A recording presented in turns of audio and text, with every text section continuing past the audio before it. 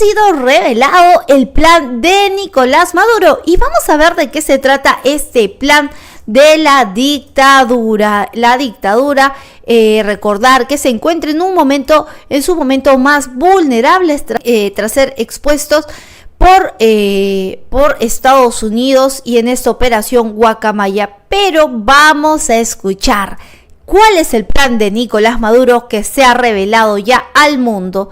Lo tenemos en pantalla, entonces escuchemos. Nosotros a Juan Miguel Mateus, exdiputado y dirigente de Primero Justicia, para tratar de entender todo lo que están realizando y todo lo que está pasando en Venezuela a nivel político. ¿Cómo está? Bienvenido, un placer tenerlo con nosotros. Gracias, Jessica. Un fuerte abrazo y de verdad mil gracias por la invitación. Bueno, quisiera comenzar porque estamos abordando el tema de las elecciones del próximo 25 de mayo, solamente ocupándonos de las candidaturas, quiénes van, quiénes no van, gobernaciones y a esta Asamblea Nacional.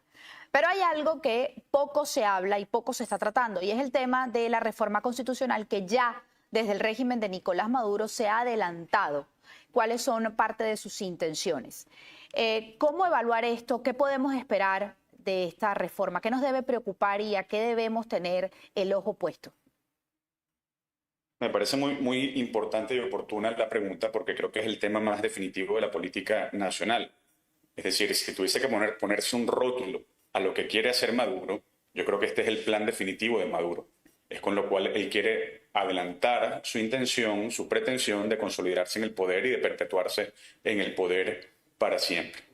De la reforma se sabe poco, es decir, no existe un texto sobre qué van a presentar. Lo que sí sabemos fue lo que dijo Maduro tanto el 10 de enero en esa pseudo toma de posesión y lo que dijo después en su comparecencia ante la Asamblea Nacional de Jorge Rodríguez, que se adelantaría un proyecto de reforma constitucional para modificar las bases político-electorales del país, del sistema político venezolano, valga la redundancia, y que se cambiarían las bases de la economía. ¿Qué busca Maduro? Sencillamente busca atornillarse en el poder. Y creo que tiene un plan, y el plan es el siguiente. Vamos ahora al 25 de mayo a unas elecciones que no son elecciones. Eso va a ser un desastre. Por supuesto que él va a salir fortalecido, entre comillas, de ese 25 de mayo. Después creo que va a adelantar las elecciones municipales y cuando piense que el pueblo de Venezuela no quiere pelear, que está fatigado, que está desmoralizado, lanza la reforma constitucional para convertir a Venezuela en Norcorea, en Cuba, en Nicaragua. Pero ¿cómo comernos eso? ¿Cómo digerirlo? ¿Cómo sabemos que hay unos regímenes totalitarios en esos países que acabas de nombrar? Pero, por ejemplo, ¿qué pudiera cambiar en Venezuela con esta reforma constitucional? Un ejemplo básico. Lo primero es el Estado comunal. Ese Estado comunal que siempre soñó Chávez, en donde no hay representación política ni soberanía popular de manera directa, donde un hombre, un voto es la regla, sino que básicamente hay una suerte de elección de instancias comunales en donde Maduro al final en la cúspide es coronado de manera arbitraria, arrebatándonos a los venezolanos el derecho a votar de manera definitiva. Ese es un ejemplo. El segundo ejemplo es el de la propiedad privada. Maduro pretende echar mano de la propiedad privada y del sistema económico, lo ha dicho. Esto que dices del tema comunal, pudieran decir muchos, bueno, eso ya está ocurriendo porque realmente cuando se va a elecciones, por ejemplo, en el caso de los gobernadores, les colocan un protector. Con esta reforma y este Estado comunal, ¿desaparecería la figura como tal de gobernación o seguiría allí, pero lo manejaría un Estado comunal? Es decir, como para entender un poco hacia dónde va esto. Yo creo que va, digamos, Maduro lo que necesita y quiere es no tener que realizar elecciones de manera universal, directa y secreta nunca más y que los venezolanos no votemos. Es verdad que él desmantela las instituciones, en este caso las gobernaciones que mencionas. ¿Por qué? Porque el voto de los venezolanos no se traduce en intención real para quien mande en los ejecutivos regionales, pero además con esto que llamas de los protectores. Pero en este caso, yo creo que él quiere aligerarse el trabajo. Sencillamente pretende que desde la nada sin que haya simulación de elección y en segundo grado, sin capacidad soberana real, él ponga a quienes ejercen el poder en Venezuela en todos los niveles políticos territoriales. Eso es muy grave. Hay candidatos que van a la Asamblea Nacional que incluso han dicho uno de los argumentos para poder salir a votar es precisamente para poder evitar que ocurran este tipo de situaciones en la Asamblea Nacional y que no ocurra esta reforma como la está planteando el régimen de Nicolás Maduro. Pero ¿crees que realmente, como está la situación en este momento en Venezuela, así la oposición tuviese la mayoría en la Asamblea Nacional, la reforma constitucional pudiera ser paralizada? Me parece que tocas un punto que es neurálgico, porque quienes van a la farsa del 25 de mayo intentan justificarse diciendo que la batalla final va a ser la reforma y por lo tanto tenemos que tener un entrenamiento electoral, meternos en ese circo de Maduro para después defender la Constitución. Yo creo que ese argumento es falaz, es un sofisma y hay que salir de allí. En segundo lugar, respecto de cómo meterse, digamos, cómo afrontar la amenaza de la reforma, yo creo que es muy importante varias cosas. Lo primero es que no se nos meta en la cabeza, esto es una opinión muy personal, no estoy hablando en nombre de Primero Justicia, estoy hablando a título personal, que no se nos meta en la cabeza que como ya en 2007 pudimos derrotar a Chávez en una pretensión de reforma constitucional, ahora podemos hacer. Porque son dos países totalmente distintos. El régimen de 2007 era dictatorial, era autocrático, pero era un niño de pecho autocrático en comparación con el que tenemos en 2025. De manera que creo que no podemos caer en esa trampa de pensar que por una gloria pasada de 2007 nos tenemos que meter, o es argumento para meternos a defender ahora en el referéndum o el plebiscito que vaya o pretenda lanzar Nicolás Maduro. Bueno, ellos básicamente trataron de desmantelar precisamente la Asamblea del 2015 cuando hay, sabemos, mayoría de diputados opositores de las fuerzas democráticas. Sí, totalmente, totalmente. Yo padecí eso en 2015. Hubo un asedio al Parlamento, a la Asamblea Nacional. Básicamente se nos vació de competencias y, bueno, eso explica en parte el por qué no debemos tomar ocasión de ese simulacro del 25 de mayo para acompañar a Maduro en su simulación. Y básicamente quienes estén participando de aquello, pues son parte del régimen. El 25 de mayo es la consolidación, más aún, de la oposición leal, de la oposición a la medida a la dictadura de Maduro. Esto se lo he preguntado a otros dirigentes de las fuerzas democráticas. ¿Consideras, manejas información, crees que uno de estos candidatos que perteneció a las fuerzas democráticas, que hoy en día tienen la bandera, su bandera es el voto, no abandonar los espacios, que le den, por ejemplo, un lugar importante en esa junta directiva de la nueva Asamblea Nacional quiere llevar a cabo el régimen? Eso ya está decidido. Yo creo que Maduro no comparte el poder. Maduro les va a permitir a ellos tener algunos escaños. No importan los votos, no importa lo que pase el 25 de mayo. Ya eso está negociado. Es decir, se negociaron las habilitaciones, las tarjetas, todo aquello, y las curules también están negociadas. De manera que yo no creo que Maduro les vaya a dar un sitial en la directiva de la Asamblea, pero ya les repartió los cambures que ellos querían que fuesen repartidos. ¿Alguna presidencia en alguna comisión? Lo dudo mucho, pero es posible. Y en tal caso, si les dan presidencias en las comisiones, no tenemos que observarlas como la lógica de un parlamentarismo sano, como llegamos nosotros a la Asamblea Nacional en 2015.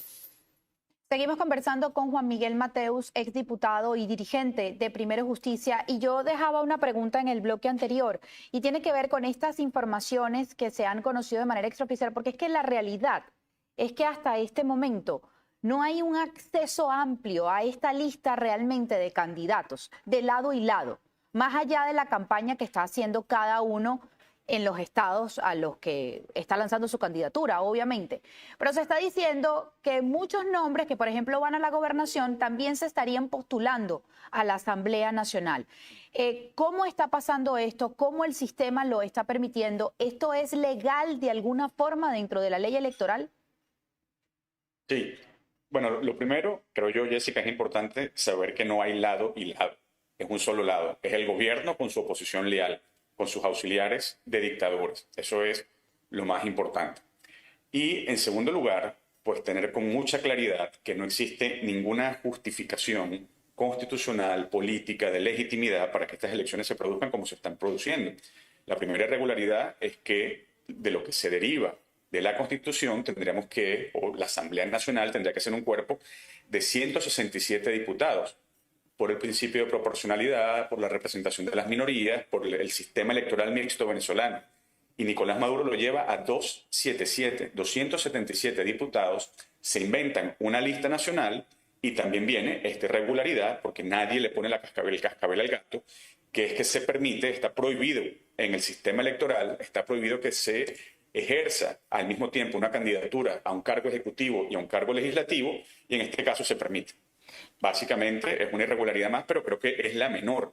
Lo importante es saber que no hay lado y lado, y que es el régimen cocinándose en su propia salsa autocrática y construyendo su oposición leal, su oposición a la medida. ¿Por qué dices que es la menor de todas las irregularidades de esta elección? ¿Cuál para ti, cuál consideras tú que es la peor irregularidad de todas? Bueno, la primera es la consecuencia del sufrimiento que se trae a los venezolanos por el 28 de julio.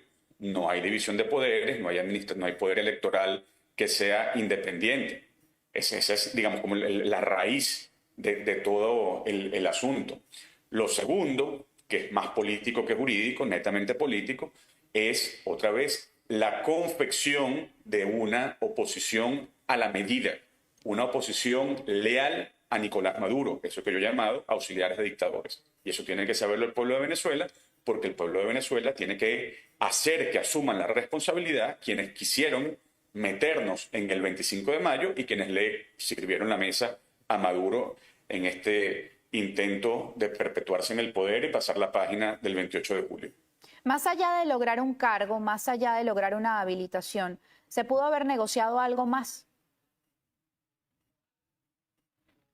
Obviamente, quien negocia con el régimen a destajo, quien negocia sin la unidad, quien negocia a título personal, está en manos del régimen. Y no sabremos nunca la verdad. Es muy difícil saber qué se negoció, pero todo es irregular. Los partidos estamos secuestrados, se habilitan unas tarjetas, había inhabilitaciones, se les habilita súbitamente. ¿Cuál es el alcance de la negociación? No lo sé, lo que sí estoy seguro es que ya está pactado que algunos van a ser diputados de Jorge Rodríguez y allí van a servir, repito, como auxiliares de dictadores.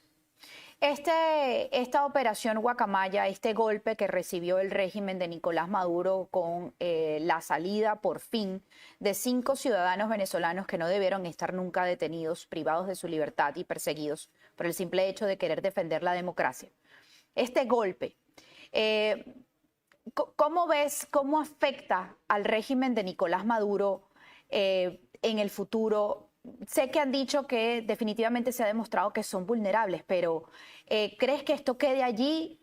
Que si no se da otro golpe, va a pasar el tiempo, se va a olvidar y fue la salida de estas 5 personas y ya, ¿hacia dónde vamos?